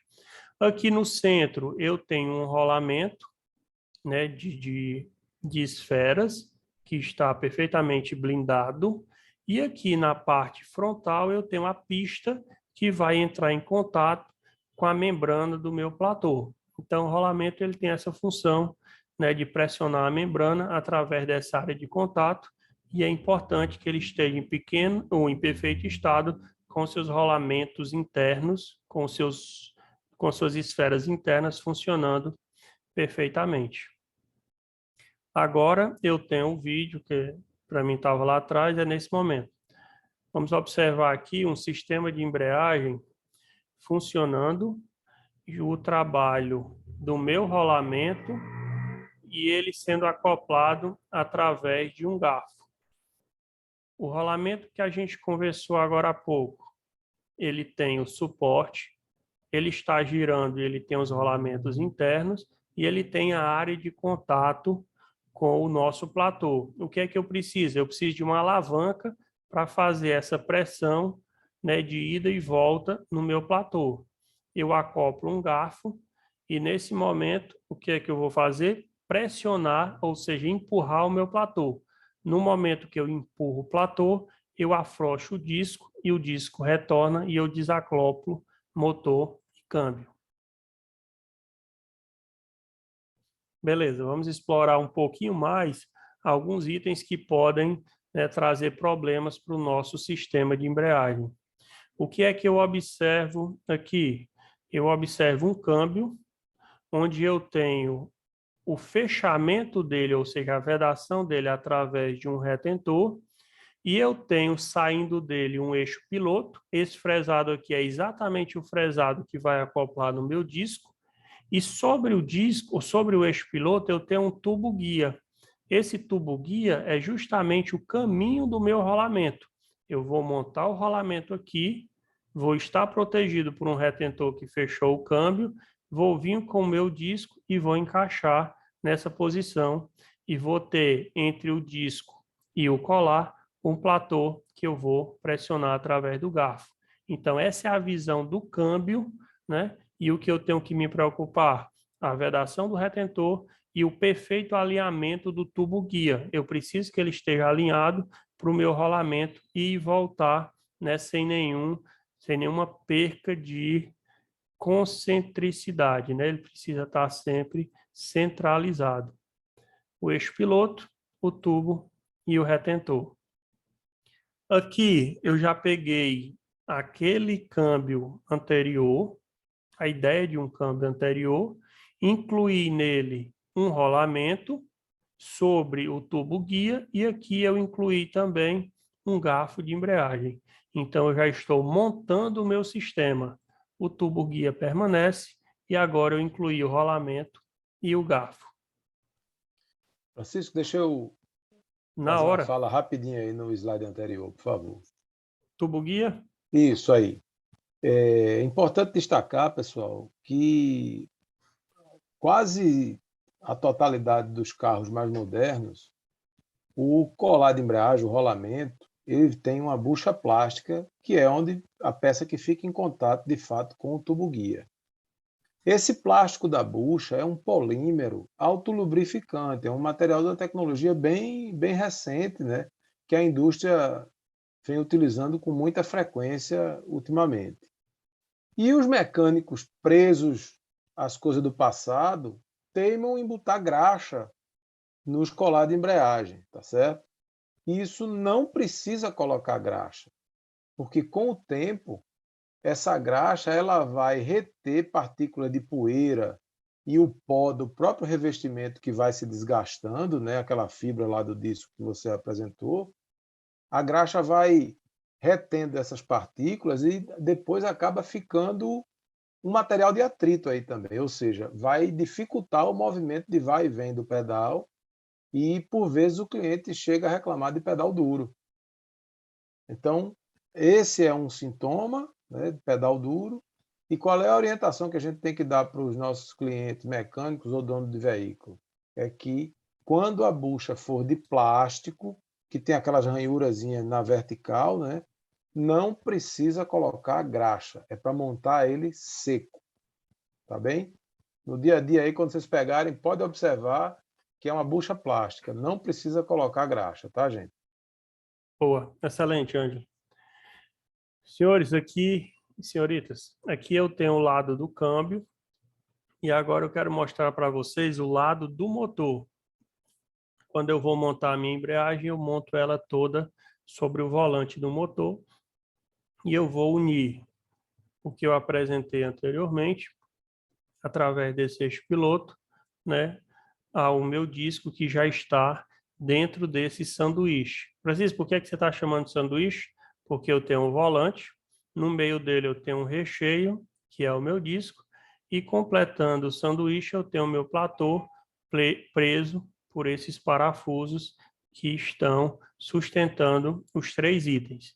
Então, esse é o meu sanduíche que eu gostaria de mostrar antes de encaixar lá no eixo piloto do meu câmbio. Eu estou destacando aí através do slide do amigo Bom de Peça, né, a fixação através dos parafusos que devem ser, né, fixados no torque certo e na fixação levando em consideração uma folga que deve existir deve existir a seguinte folga. No momento em que eu tenho o disco acionado, ele vai afastar do meu volante 1,5 milímetros. Então, para que eu possa fazer esse teste fora, né, eu tenho que observar essa folga num curso de 8 milímetros de pressão aqui no meu platô. Então, em resumo, já que não faz parte do nosso dia a dia, eu tenho que pressionar o platô e ele tem que liberar o disco. Essa é a minha preocupação. Para acionar o platô, até agora a gente tinha visto o sistema, tinha observado o sistema com o rolamento de embreagem e o garfo. Só que essa tecnologia avançou. E qual é a lógica do garfo? É fazer força levando ou trazendo o rolamento. O que é que o atuador de embreagem trouxe para a gente? Esse movimento de pressão no platô, feito através da pressão hidráulica do óleo que está pressurizado. E para o seu retorno, uma mola faz esse trabalho. Então, eu tenho o óleo realizando uma força e a mola realizando a contraforça. Então, esse é o movimento que o atuador vai fazer, que é o mesmo movimento que o nosso rolamento faria. Qual é a diferença? Eu não tenho um garfo exercendo essa força, e sim, na hora que eu aperto o meu pedal, o óleo que está no cilindro vai até o atuador, realizando essa pressão. Dúvidas sobre o atuador? A gente vai entender e voltar nele mais na frente um pouquinho. Mas como nosso foco é muito voltado na lógica do dia a dia do balcão, a gente termina também fazendo uma pausa nesse trabalho e dando uma olhada nos catálogos que a gente tem à disposição e nas informações. Eu gostaria de abrir uma participação extremamente especial do meu amigo Simpson, direto do Quixadá. Boa noite, Francisco. Boa noite, turma. Boa noite. Francisco, eu quero relatar sobre o Sax 6267, né, do Fire, que está vindo com 2 molas no disco de embreagem. Eu tive dificuldade na primeira venda para fazer, né, porque o mecânico veio com o cliente dizendo que o velho não era daquele jeito e tal. Aí o mecânico já aceitando a sabedoria aí, não, pô, vou montar isso aqui, mas já não dou garantia. Põe um monte. Se o defeito for na peça, você tem garantia. Agora não vá querer tacar a marreta para cima e achar que eu vou dar garantia porque a mola é diferente, né? Aí, assim, né? Porque para a gente poder até passar para os balconistas, para eles saberem o que falar, para o mecânico e para o cliente, na hora que eles abrirem a caixa, que terá, o disco vai estar com 2 molas e o disco velho da mesma marca vai estar com 4 molas. Muito bem. Viu? Boa, Simpson. Eu vou jogar a sua dúvida direto para o Ângelo. Que bom que essa dúvida surgiu agora, né, que a gente pode esclarecer. Na verdade, Simpson, essa mudança que você se referiu, ela aconteceu no 2º semestre de 2018, tá? E quando vocês tiveram a oportunidade, por favor, peguem o disco para olhar, que o que mudou, na verdade, não foi a quantidade de molas, mas sim a quantidade de janelas do disco. O disco continua com 4 molas, só que são as 2 maiores que a gente sempre teve acostumado a ver e 2 um pouquinho menores por dentro dessas primeiras. Então, se você observar, se pegar o disco na mão para olhar, né, e prestar atenção, vai ver que tem mais 2 molas internas por dentro das molas que estão mais visíveis, vamos dizer assim, tá? Isso não alterou a característica de funcionamento do disco, né? Óbvio que foram feitos testes de campo, né? Instalando em vários veículos para poder assegurar a confiabilidade, né? De que não iria quebrar e nem causar problema nos câmbios, entendeu? Só que isso, na linha de produção, como esse é um dos kits que a gente mais vende, isso acaba ganhando agilidade na linha de produção, entendeu? Porque em vez de você fazer 2 movimentos, colocando 2 molas, depois mais 2, o operador lá já pega 4 molas que estão encaixadas uma na outra e num único movimento já põe no lugar, entendeu? Então, inclusive, vou ver se eu encontro aqui o comunicado disso para mandar para vocês e coloco aí no chat, tá? Beleza. Espero ter esclarecido aí. Só o Simpson para responder, viu? Ok. Obrigado. Obrigado, meu irmão. Obrigado, Simpson, pela participação. Microfone aberto sempre que precisarem. Explorando um pouquinho os catálogos que a gente tem à disposição, né? Eu trouxe como exemplo para vocês o catálogo da Saks, e lá no iniciozinho ele já traz uma simbologia que vai estar durante todo o conteúdo, né, a ser desenvolvido dentre as diversas marcas e dentre os diversos modelos, na linha leve e na linha pesada. Então, o que é que eu gostaria de destacar aqui? Uma informação importante, como abordagem de venda, que é esse selozinho de produto original, que é justamente validando que aquele item, né, é um produto homologado, um produto que também está na linha de montagem das concessionárias. Além disso, a gente tem as informações mais simples, modelo, ano, número de estrias e diâmetro, e a gente vai trabalhar muito com isso, diâmetro e número de estrias, e alguns desenhozinhos que é justamente o kit, composto por 3 peças, o conjunto por 2, e individualmente eu tenho platô, disco e mancal. Então, em resumo, essa simbologia ajuda muito na hora de fazer essa leitura. Por exemplo, a gente tem aqui um recorte que eu fiz de uma Saveiro 1.6, onde eu posso observar, isso é no meu catálogo em PDF, pessoal. E a gente vai falar sobre catálogos amanhã. Amanhã a gente vai navegar do catálogo do Excel até os multicatálogos que a gente tem à disposição. Aqui nesse catálogo em PDF eu observo o ano, após fevereiro de 2000, o carimbo de produto original, o símbolozinho de um conjunto com platô, disco e rolamento, o kit 6105, que é a nomenclatura antiga, mas que ainda está nos nossos distribuidores, o diâmetro de 215 milímetros do disco e 24 estrias, que está também no nosso disco. Aqui abaixo eu encontro uma Saveiro 1.6 com ano diferente. Olha como o número da Saks mudou, agora esse número composto e bem maior. Ainda preservado o número antigo. Eu tenho aqui o desmembramento do kit entre platô e disco, né? E o diâmetro que a gente colhe na hora que está retirando a medida e o número de estrias. Aqui na frente eu vou ter um exemplo onde a gente mostra o que é importante colher de informação no disco e também no platô. Mais Francisco, só para acrescentar aí, aproveitando esse slide, essa referência aí de 10 algarismos, ela acompanha um padrão mundial da ZF. E elas foram usadas em conjunto, né, a nova e a tradicional de 4 algarismos até 2015, mas desde então, desde 2015, por ter uma obediência à matriz na Alemanha, a gente teve que seguir só o padrão de 10 algarismos. Então, quando você... Pode mudar para o próximo slide, por favor. Quando você vê uma peça que só tiver 10 só tiver a referência de 10 algarismos, é porque ela foi lançada a partir de meados de 2015. Ou seja, não terá mais o código antigo de 4 algarismos. A gente consegue se manter utilizando esse código antigo porque ele já existia e ninguém vai tirar de circulação, entendeu?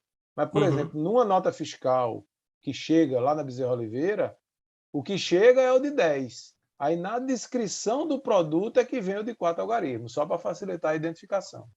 Entendi. Entendeu? Quando você Só falar com o pessoal... aí. Quando você falar com o pessoal da Europa, diga que eu não gostei disso, não. Já tinha Nós decorado, também não. Já tinha decorado de 4 quase todos. Nós também não, mas paciência. Atrapalhou minha vida. Nossa vida. Mas é porque assim, é que a quantidade de itens é tão grande que a necessidade de mudar para uma referência composta não tinha outro caminho, entendeu? Sem dúvida, entendo perfeitamente. A gente quando vê, inclusive referência de outras marcas, né, mundiais também, a própria Look concorrente, outras marcas que a gente adquiriu, como a Valeo, como a TRW e o Abico, existem referências maiores, né? No caso da TRW sempre combina letra com número, e da Abico, que são só números, também segue um padrão de 10 algarismos, só que com distribuição diferente. Exatamente. Tá bom? E a gente já se acostumou com o Abico. Beleza, show de bola. Aqui, turma e Patrícia, observem, o que é que eu trouxe como detalhe? algo extremamente importante que consta no catálogo, que é o diâmetro do disco e o número de estrias, ou seja, tem um diâmetro aqui, ó, sempre muito claro, de 180 milímetros e 24 estrias, e existem veículos que eu preciso checar, né, se realmente o conjunto ele é composto por essas dimensões e por esse número de estrias. Na linha pesada, que é um módulo que a gente vai trabalhar num outro momento, a gente tem peculiaridades de aplicação, né? A gente já consegue jogar com kits intercambiáveis entre sax e Eaton, por exemplo, em que a gente tem uma relação de tamanho de disco diferente, mas com a mesma aplicação. Na linha leve, isso costuma ser muito cara crachá, muito travadinho.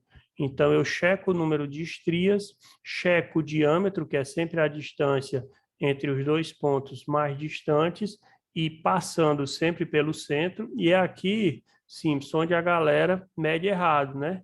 O cara pega daqui e traz para esse ponto. Então, eu estou cansado de receber medidas onde ele não passa exatamente pelo centro. E passando pelo centro, eu encontro o diâmetro, contando o número de estrias, está tranquilo, eu consigo encontrar aí 90% das aplicações que estão na linha leve.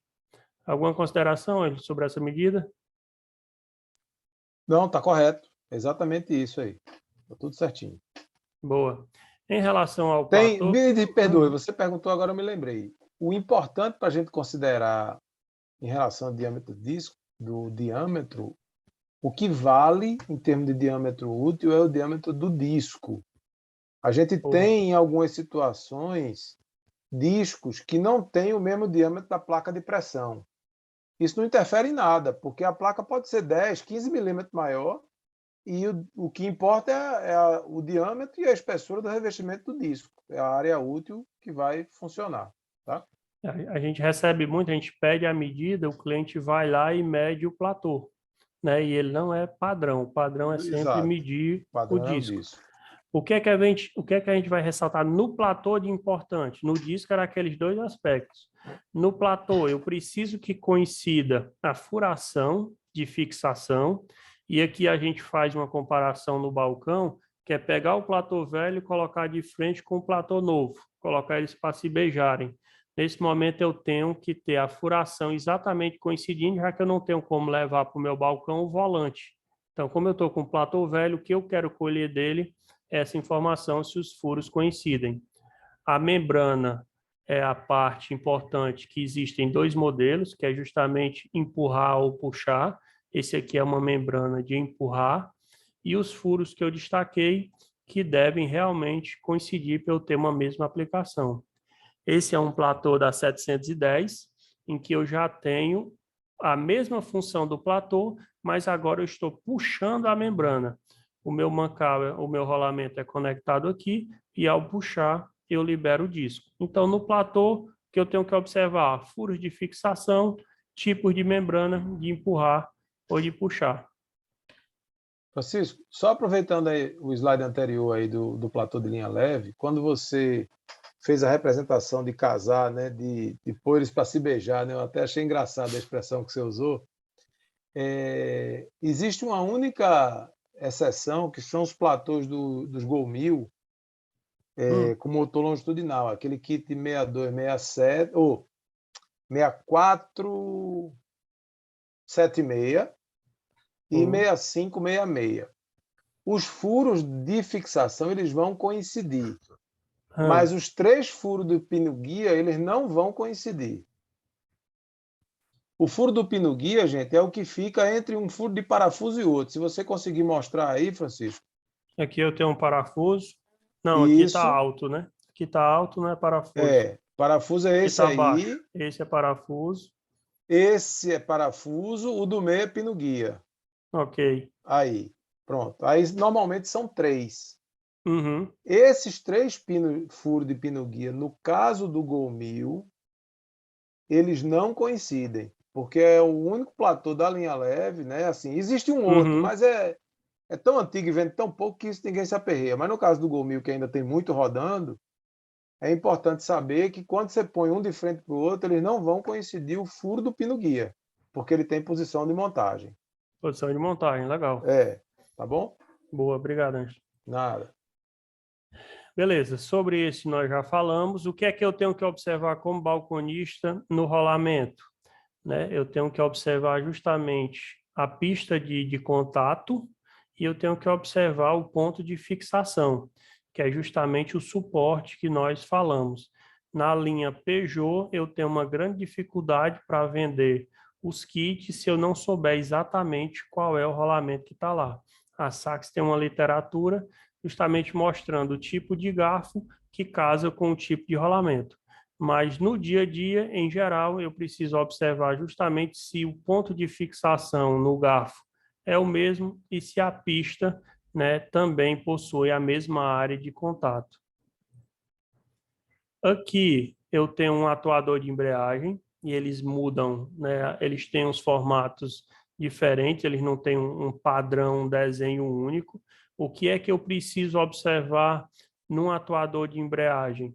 A entrada do fluido, essa é a sua sangria, e aqui eu tenho a fixação para que o atuador faça aquele movimento de ida e vinda com a entrada do fluido. Então, coincidiu furação, eu posso ter mudanças nesse layout de entrada de fluido, tem marcas que fazem com desenho diferente, mas essa fixação e a área de contato no platô tem sempre que serem respeitadas.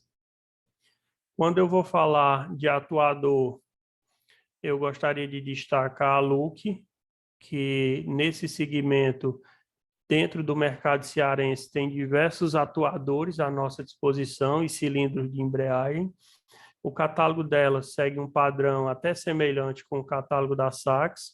O que ela traz de diferente é o número original, ela gosta de destacar o número original, e vez por outra eu encontro esse número gravado principalmente no disco, então nisso a Sachs tem um jogo muito importante, uma contribuição muito importante, e ela detalha também a questão dos milímetros, das estrias, não tão codificado como a Sachs.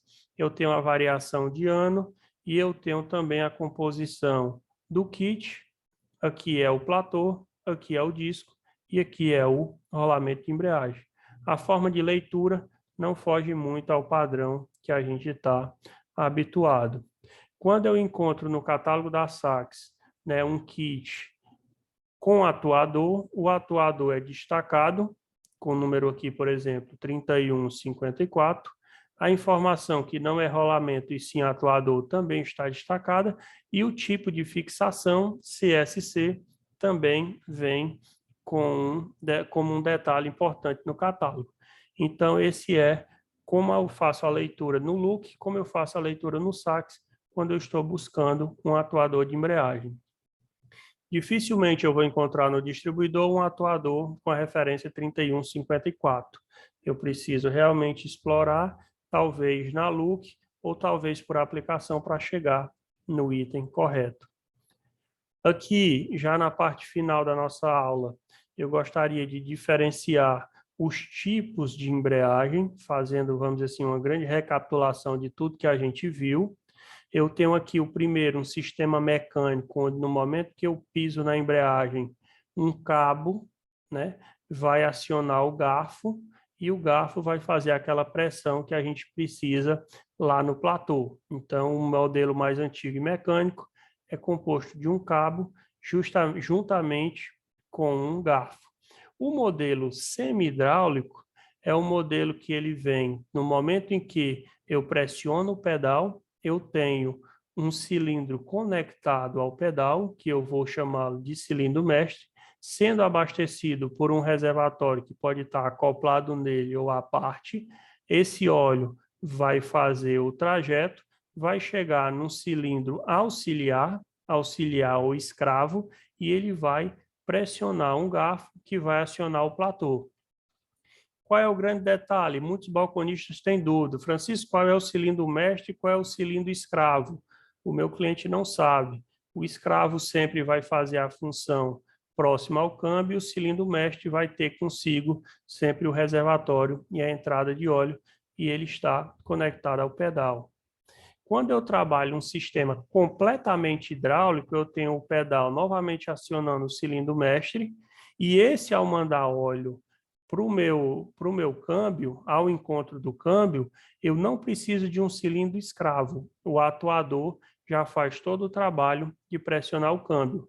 Então, essa é a diferença do mecânico, o semi-hidráulico com 2 cilindros, para o hidráulico com cilindro e atuador. Olhando fotos reais, eu tenho um garfo e um rolamento no meu primeiro sistema mecânico. Aqui eu consigo ver o sistema semi-hidráulico funcionando. Qual é a lógica do semi-hidráulico? Pedal, cilindro mestre com óleo. O óleo circula nessa mangueira, vem para o cilindro escravo e o cilindro escravo pressiona a alavanca que vai mover o meu garfo e o meu rolamento. Vendo em funcionamento, observem o que acontece. Pisei na embreagem, forcei o cilindro mestre, o óleo circulou e olhem o escravo se mexendo, ó, o auxiliar.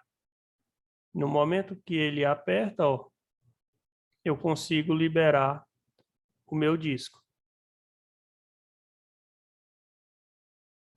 Esse é o sistema semi-hidráulico. O sistema semi-hidráulico, como eu disse, é formado por um cilindro no pedal, por um auxiliar e por um rolamento acionado por garfo. Esse aqui é um sistema muito conhecido da linha Fiat, né? Que eu tenho os fornecedores da Look, que são os principais do mercado, junto com a SKF. Eu vou mostrar para vocês agora o funcionamento de um sistema 100% hidráulico. Olha como eu diminuo o número de componentes. Basta um pedal com o cilindro mestre e o atuador. Basta pisar, o volume vai acionar, forçar com que ele vá para frente, acione. Quando eu solto o pé, o óleo volta para o reservatório. Então, esse é o movimento de um sistema completamente hidráulico.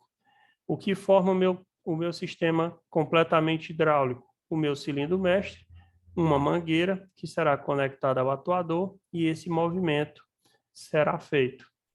Ângelo, fala um pouquinho aqui sobre esses 2 atuadores, por favor.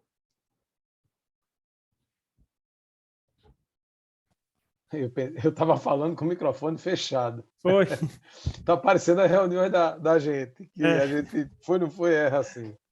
Verdade. Vamos lá. Esse atuador que está na foto aí é o atuador da família GM, né? Ele é fornecido dentro dos kits que a gente vende com atuador. A SKF embala o mesmo produto também que nós. E por que foi que eu pedi para Francisco botar essa última foto aí embaixo? Porque, de fato, ele vem dentro da embalagem do jeito que vocês estão vendo aí embaixo, com a tubulação e com um O-ringzinho. Vocês virem aí, junto da etiqueta, tem um O-ring preto. Isso, esse maior aí, ó. Esse é o que vai fazer a vedação atrás do corpo de plástico, entre o corpo de plástico e a carcaça da caixa de marcha, tá? Não é para botar cola aí, tá certo? Ele tem um canalzinho que o mecânico vai encaixar isso lá, bota o atuador por cima, aperta os parafusos, terminou o serviço. Na extremidade, na ponta da conexão, na ponta do cano, indica aí, por favor, Francisco, para o pessoal entender. Aí, ó. Isso que o Francisco está apontando, isso é uma conexão de plástico e que na pontinha dela tem um O-ring preto, um O-ring de borracha, que não é, quer dizer, eu estou chamando de O-ring, mas não é, é uma vedação, né? Porque não é no padrão de O-ring, né? Porque a gente chama de O-ring quando é um anelzinho mesmo, tá? Esse aí é uma borracha com outro formato, é praticamente cilíndrico. E é comum, na hora que o mecânico desmonta a peça velha, a peça usada do carro, essa borracha ficar dentro da conexão onde ela vai encaixada lá, tá certo? Que é o sangrador.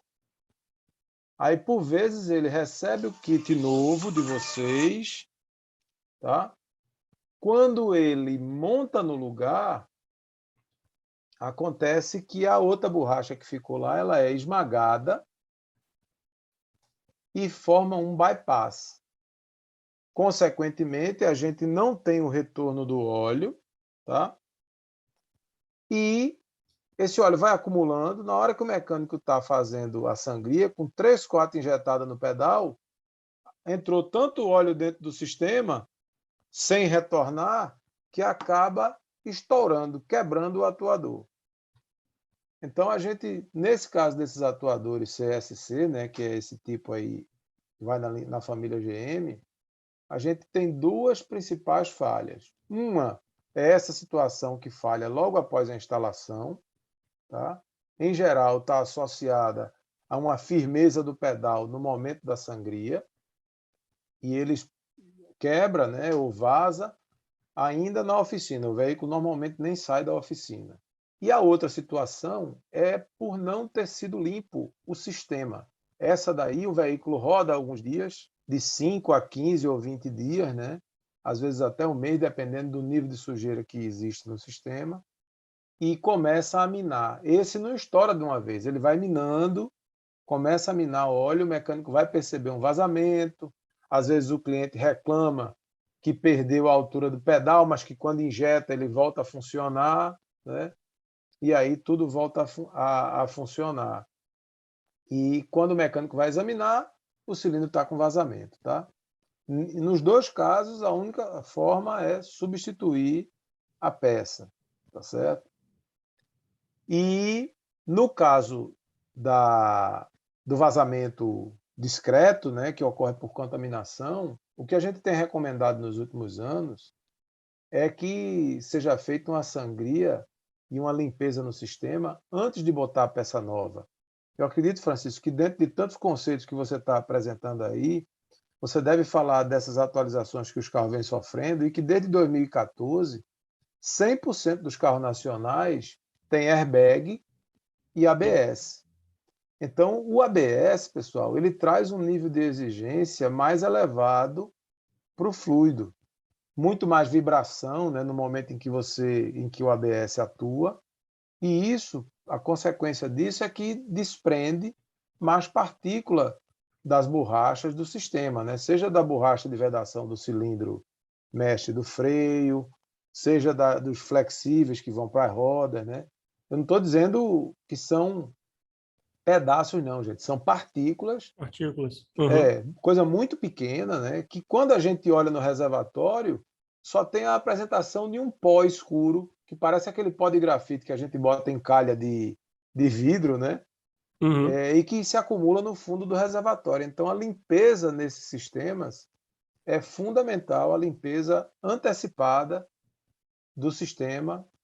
Quando eu digo antecipada, é antes de colocar a peça nova, tá? Para que a peça nova não receba essas impurezas, tá bom? Preferencialmente, fazendo a sangria no sistema de freio também. Ok? Excelente. James. Opa, boa noite. Boa noite, E tudo bom? esse negócio de fazer a limpeza seria junto com a troca de óleo, né, no caso? A troca de óleo do sistema, exatamente. Obedecendo o fluido recomendado pela montadora, DOT 3 ou DOT 4. Ah, tá certo. Obrigado. Tá? Valeu. Por nada. Dúvidas? Vamos aproveitar e explorar bem o Ângelo aqui. Ô, meu amigo, se toda exploração fosse essa, eu ia ser muito feliz, viu? Pessoal, amanhã é um dia bem legal, viu? A gente vai navegar sobre catálogos e vamos descobrir muita coisa importante. Eu queria realmente que esse momento nosso hoje, que foi extremamente rico, com o Ângelo, né, com a participação de vocês, com esse comprometimento e essa dedicação que vão ser premiados, não tenham dúvida disso. Eu gostaria mais uma vez de parabenizar. No final, Ângelo, a gente sempre faz uma foto aqui que circula o mundo, entendeu? Eu ganho mais de 20 seguidores toda foto que eu tiro com vocês. Então, hoje a gente vai fazer um sorrisão bem grande, que é para poder continuar a minha expansão nas redes sociais. Quem primeiro abriu a tela foi o Kelton, meu amigo Kelton, né? Pronto, Bernardo, Leandro, vamos tirar uma foto aqui bem show. Quem quiser que eu marque, estarei lá sinalizando no Instagram. Larissa, obrigado, viu, Larissa, pela presença. Ó, quem vem com a blusa da Guaxinim ganha ponto, viu? Blusa da Guaxinim. Ganha Ei, ponto mas eu com... ganhei, viu? Ei, ganha ponto com o Dedé, né? Comigo não, viu? Ó, o Kelto tá com a blusa também. Boa, Kelto. Deixa eu ver aqui se Quem todo é mundo... torcedor do Vozão também ganha alguma coisa, não? Torcedor do Vozão não tá ganhando, não. Não tá viu? ganhando é nada, né? Ali o Fábio de Palmeiras. Deixa eu ver quem falta abrir aqui a câmera. Luiz Júnior. O meu fui abrir aqui e não deu certo, não. Foi, né? Tá certo. Não engana. Ei, Júnior, a sua barba, ela não cola na tela. Bruno. Bora tirar a foto aqui. Deixa eu ver com quem é que... Ah, quem fala comigo vem para a primeira tela, viu? Deixa eu ver com quem é que eu quero ouvir a voz aqui. O Elton. Quem fala comigo vem para a primeira tela. Todo mundo pronto para tirar foto? A minha não tá aparecendo. Hoje, depois você para de falar para você ir lá para o final, entendeu? Você fala e tu volta. Tu volta.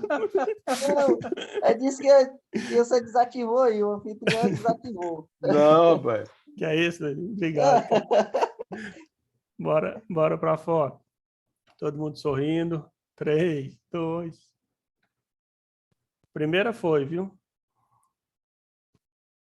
Tem 2 páginas, então eu preciso dar mais um clique de vocês aqui. Peraí, deixa eu salvar essa. Pronto, agora você tira uma foto só do Luiz Júnior. Aí, ó. A barba dele merece uma foto só dele. Cadê o Luiz Júnior? Apareceu? porque ele só quer tirar quando do Fortaleza. Pareci.